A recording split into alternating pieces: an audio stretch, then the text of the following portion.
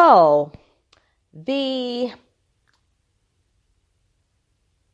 dissemination of the Kanye West brand, I will call it the destruction of Kanye, or the self-sabotaging of Kanye, or the I'm distancing myself from Kanye, has continued, and it's not pretty, because now CAA, Creative Arts Agency, has severed ties with Kanye West after you know what. And I knew it was going to happen. And as I will say, he brought it on himself.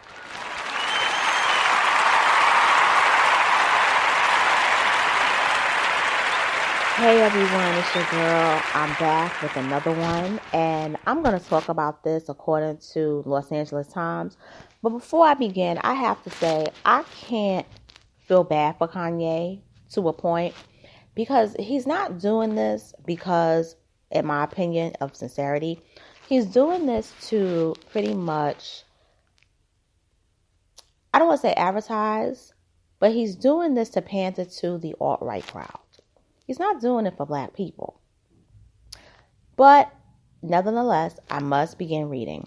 So, Los Angeles Times has written this article about Hollywood talent agency CAA cutting ties with Kanye West after Antisemitic tirade. The fallout facing the rapper formerly known as Kanye West has continued to grow as one of Hollywood's biggest agencies has stopped representing him. CAA ended its relationship with Ye this month following his recent anti-Semitic outbursts. In various interviews, according to a person with knowledge of the situation who was not authorized to speak publicly. CAA is the latest business to scrap or suspend its relationship with the rapper over his remarks. Other leading entertainment industry figures, including Endeavor CEO Ari Emanuel, calls on all companies that work with the musician to cut ties with him after Ye tweeted that he wanted to go delete Con 3 on Jewish people. Those who continue to do business with West are giving his misguided hate an audience, Emanuel wrote in a recent opinion piece in the Financial Times. There should be no tolerance anywhere for West's anti-Semitism. Emanuel called for Apple and Spotify to stop streaming Ye's music and for Parler to not sell to him. The right-wing social media platform recently announced that it had entered into an agreement to sell the company to West. Emanuel noted in his opinion piece that WME clients LeBron James and Maverick Carter canceled an episode of The Shop uninterrupted because Ye continued to repeat dangerous stereotypes during filming. Emanuel's position drew support from colleagues. On Sunday, United Talent Agency Chief Executive Jeremy Zimmer sent a note to staff asking them to please support the boycott of Kanye West. Damn. As a company, we stand for a wide diversity of voices and ideas, Zimmer wrote, but we can't support hate speech, bigotry, or anti-Semitism. Other Hollywood companies were also ending their business ties with the musician. On Monday, film and TV producer MRC said it is not proceeding with distribution of his documentary about Ye. We cannot support any content that amplifies his platform, MRC executive said in a statement. The silence from leaders and corporations when it comes to Kanye or anti-Semitism in general is dismaying, but not surprising. What is new and sad is the fear Jews have about speaking out in their own defense. Citing a Los Angeles Times story on a local hate group demonstration in support of Ye's anti-Semitic remarks, the White House chimes in. At POTUS ran to heal the soul of the nation after years of hate and division, White House Press Secretary Karine Jean-Pierre wrote in a tweet. As part of this healing, we need to call out anti-Semitism everywhere it rears its ugly head. These actions in LA are disgusting and should be condemned. Ye's ex-wife, Kim Kardashian, on Monday morning called on the anti-Semitic rhetoric to end without calling out her husband directly. Hate speech is never okay or excusable. The reality star said in a tweet, I stand together with the Jewish community and call on a terrible violence and hateful rhetoric towards them to come to an immediate end. Ye has remained in demand in recent years despite flirting with extreme right-wing politics and engaging in verbal attacks on performers like Pete Davidson. His recent appearance on Candace Owens and Tucker Carlson and provocations such as wearing a White Lives Matter shirt have proved too controversial for some firms to bear.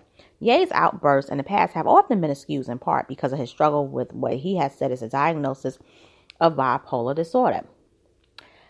Oh, snap. We got to talk about it. Breaking news for the record. 11:22 a.m., October 24, 2022, an earlier version of the article said Adidas has ended its relationship with Ye. The company said it is under review. But his errand of anti-Semitic views and a string of interviews have made it nearly impossible for companies to defend working with him, causing some brands such as Adidas to review their relationship with the rapper. Ye was suspended from Instagram and Twitter earlier this month. Adidas did not respond to a request for comment. Balenciaga, a close fashion collaborator with Ye, has ended business relationships with the artist who previously cut ties with J.P. Morgan and The Gap. His record deal with longtime label Def Jam has come to a close as well, after Ye fulfilled the terms of the contract, leaving him a free agent. He don't have a record deal? Oh, God. Ye has been with CAA since 2006 after leaving the agency for a year in 2015 for UTA. A representative for Ye could not be immediately reached for comment. NYU professor and former music industry executive Dan Charnas, author of The Big Payback, The History of the Business of Hip-Hop, and the best-selling biography on producer Dejala, remains unconvinced about the motivations of companies now severing ties with West. Corporations' brands are about looking good, which is not always in alignment with actually being good, Charnas said. Though Kanye may be a liability for brands now, and there will be more and more folks who refuse to do business with him, I don't have great confidence that any celebrity in this business and information environment will remain a pariah simply for ethical or moral reasons. And I'm chiming in. First of all, we got to be real about this, though. And we really have to take a serious look at this, because as much as I'm mad at him, I really want to go more deep into this topic, because it is serious, it is deep. But I think that we are missing the mark here about something. And what we're all missing a mark on is that you're not allowed to talk about a particular group without having consequences. And I'm going to say something that many people may not like. There are pros and cons to this, but what I will say is that I like the fact that if you go after that particular group, they all get on code. Why can't we as Black people do the same? How come when a white person says something bad about Black people, the community is divided? But with them, even if they don't agree with the sanctions that's going on, let's say with Kanye, they're still going to be on code because you attacked our people. You see, why I'm saying this is because this group of people were openly being marginalized in Europe. Pre-World War II, World War II era. And it started with something called Kristallnacht. And it's spelled like the drink Cristal. And then you translate it, it means crystal night. And crystal is crystal, and crystal in German is crystal in English, but it also means glass. And it was the night of the broken glass. And what it was Hitler gave an order to destroy all the businesses of these groups of people and to make sure they never had any access or control to commerce, businesses, even being lawyers, even being physicians, businessmen, politicians, anything of high influence and power. But what also happened was that not just were the stores burned down, but also people lost their lives at the night of the broken glass. Okay? When Kanye said, I'm jealous of them, a lot of people took it like, oh, that's light, that's whatever. I didn't, because I studied this in high school. That thing is no joke. That is why they don't take this whole thing lightly, because millions of them, of their ancestors, perished. Okay? Perished. Like, I want to exterminate you. There are some who were completely exterminated. Families who really were completely exterminated. This is no joke. Now, what I don't like on the flip side is that when we as Black people talk about our pain, and it's all groups. They don't really want to hear it, because we get the whole thing of, well, it's time to move on. It's time to move on. It's been 400 years. No, not so fast. Because, first of all, it hasn't been 400 years. It literally has only been 159 years since the order to emancipate us has been passed. And if you really want to be technical, it's really been about 157 years since, 156. Because remember, the last group that got the order was those in Galveston, Texas. So it's only been 156. Mind you, the compromise of 1877, that's 145 years, which basically gave the rise in power to the KKK. So we have only been pretty much removed from our, trauma and suffering. If you really want to be technical, we've only been removed from it for 56 years. And then if you really want to add in the late 60s up until the mid 70s of what happened with us, or early 70s, I would say 50 years. Okay? It's just that it's different from us, because nobody openly said, I want to exterminate all Black people. Let's be real. There's never been a person said, I want to get rid of all Black people. That's the only difference. But other than that, there are similarities. There are commonalities as such. But you have people in that group that don't want us to have reparations. And this is why I say we have to analyze this, and we have to, be fair, because Kanye should, in my opinion, needs to be reprimanded, because you don't go and type a tweet saying that you want, and that you're going to, and that you're planning to do a such and such, regardless of what it is, on a specific group of people. That is a hate crime in itself. And that tweet, you can remove it, but it is already copied and pasted for the whole world to see. It's never going to go away. And the tragic thing, and I hate using that word, but I got to use it, it's part of his legacy, and he also attached it to his children. And that is sad. That's the crime of it in itself, because that's their father. And when they grow up, and when they're going to want to move and make business deals, they're going to be like, well, your father did such and such back 20-something years ago. How are we going to be able to trust you? Because don't get it twisted, they ain't never letting go of their power. Okay? And I'm not speaking for them, and I'm not capable for them. But they created Hollywood. They created that. It's not white people that created it. It was a specific ethnic group of white people that created Hollywood. Yes, they casted mostly waspian whites. I call them waspians. Other type of white people. They casted blacks, Latinos, Latinas, Asians was real strong in Hollywood, early years especially. But don't get it twisted. They were the ones that ran it. And yes, they did promote those stereotypes.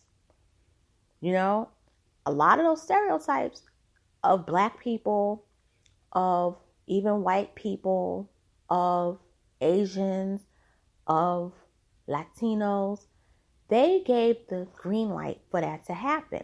And what it was is when you look at movies, old Hollywood movies, you will see that the white people were basically, particularly white Anglo-Saxons, they were depicted in such a positive way because the European Jewish people, when they were pretty much, living in Europe and learning about America, they depicted them to be, classy, just beautiful. The women made the perfect victims, blonde hair, blue eyes. They had perfect homes, perfect families, because America was what?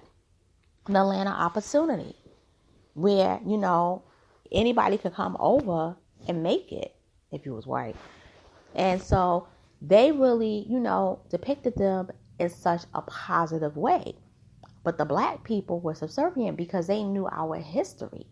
But what they didn't know is that most of us never said and spoke the things that was depicted in film.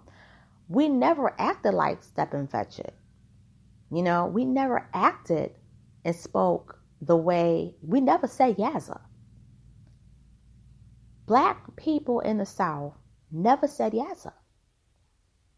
But that's what they thought they said. All those moguls in Hollywood, that's what they thought they said. So now you have this image of certain black people, even like Chinese people.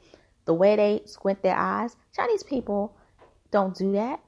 But this depiction that came out of Hollywood is what led many people to believe that, oh, that's how Chinese people talk, especially if you've never seen a Chinese person. So there is a flip side to this whole thing with Kanye. But Kanye could have handled and spoke about it in a much better way, that there could have been an actual serious dialogue and a professional dialogue where he could have met with those in power and said, I don't like how you're controlling this whole Hollywood and the playing field is unfair. I don't like the fact that you guys pretty much don't allow black people to pass on their wealth to their families, but you have some of your families cutting in on our businesses and our wealth that we've earned. That's a problem, that your family is benefiting from my hard work, but my family can't get anything. Something about this isn't right. To me, that's a form of corporate slavery. He could have handled that so much better and just talked about those groups of people. Had he did that, instead of posting that stupid thing, that stupid tweet, we would not have been reading about all this other stuff that's going on. Because they wouldn't have been able to say he's anti-Semitic. They would have been like, well, he don't like Jewish businessmen. But then here's the flip side. The reparations movement is going on. It's really big. Kanye could have joined our movement easy. He could have joined it. But see, here's the main problem.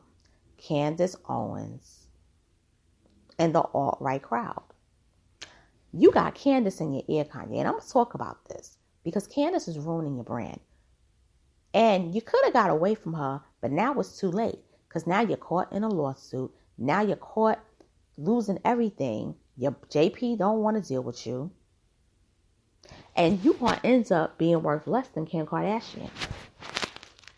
And that's going to be the real kicker. You see who Kim sided with. Kim don't want to lose her position. But you fell for it because you was trying to pander to the alt-right crowd. And look what you did to yourself. Look what you did to yourself. Now nobody don't want to deal with you. Nobody don't want to deal with you.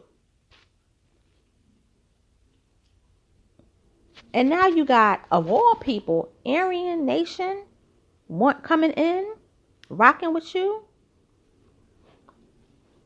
Are you serious? They rocking with your statement. They don't like your ass either. but they're rocking with your statement. I wouldn't be surprised if they decide to invite him via StreamYard to come to one of their meetings. I wouldn't be surprised if they invite him to speak. I would not be surprised. But see, what's also going to happen, because Kanye West is so influential, you're going to have a lot of young white people, particularly young white men, that are going to follow suit, and they're going to speak about this in favor of Kanye. And this is going to lead to a culture war, another one. And Kanye, what you did that was really wrong. Nobody's talking about this. We're trying to get our reparations. And what you're doing is going to make it bad for us to be able to...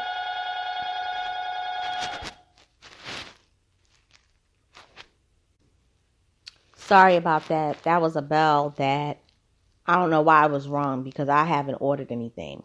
But anyway, you're making it look as though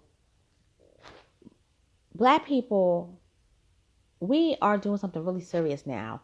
And your stunt is taken away from the focus on reparations. There's a march coming up, November the 5th. Nobody has time for your answers. And you should be promoting that instead of being selfish talking about this. But this is a continuation, because I got a lot to say about Kanye, because this is my favorite rapper of all time. And this is hurting me, because to see him go from what he said in 2005 to now, this is sad. And with that being said, I'm signing out. Thank you for listening and tuning in. Like, comment, share, subscribe if you haven't, and click the notification bell. And I'll be back soon. Later.